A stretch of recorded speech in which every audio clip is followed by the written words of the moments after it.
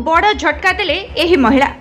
File आदान प्रदान बेले भारत सह मिसाइले हाथ। बुर्खा पिंधिथिबा महिलांक साहस देखि चकित हेले कट्टरपंथी मुस्लिम।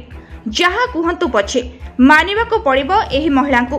कथारे अछि, जदि तुम कर्म ठीक अछि तेबे कहार नाली आखि ना किछि प्रतिबंध तुमको रोकी पारिबो। एहार ज्वलंत उदाहरण हेउछंती एही महिला। निकटरे यूआई गस्त करथिले भारतर प्रधानमंत्री नरेंद्र मोदी।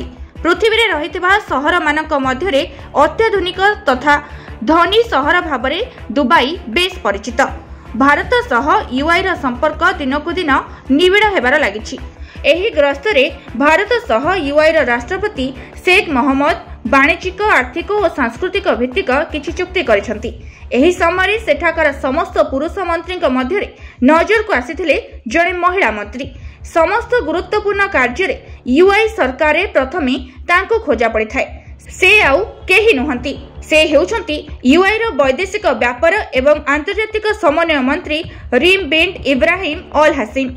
दुबई एक इस्लामिक सहर। सेठाकर सरकार भी इस्लामिक धर्म मानि चली थांती। इस्लाम धर्म अनुଯାयी महिला मानकु सबु नियम मानि सेठारे चलिबाकु पड़िथाय। एमिति कि सेठाकर सरकार मध्य बाद पड़ी नाहांती। दुबई सरकार सबु पुरुष मंत्री रहिछंती, हेले सेमानक मध्यरे जणे मात्र रहिछंती महिला मंत्री रीम। पाश्चात्य देश लोकमानक खूब प्रिय हेउछंती रीम, किंतु सर्वदा इस्लामिक राष्ट्र क्रोधर शिकार होइथांती।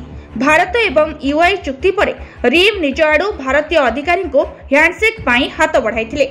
मुस्लिम महिला एमिति करिबा देखि कट्टरपंथी मुस्लिम माने आश्चर्यचकित होई जाइथिले। किंतु रीम कर दक्षता जे भली यूआई सरकार का समस्त गुरुत्वपूर्ण निष्पत्ति पाई तांको खोजा पड़ी थाए। सेथि पाई तांको पसंद करंतु कि न करंतु, हेले अणदेखा करिबा इस्लाम सरकार का पक्षे असंभव। रीम को पाखरे थिबा दक्षता तांको जणे अपरिवर्तित चेहरा करि पारिछि।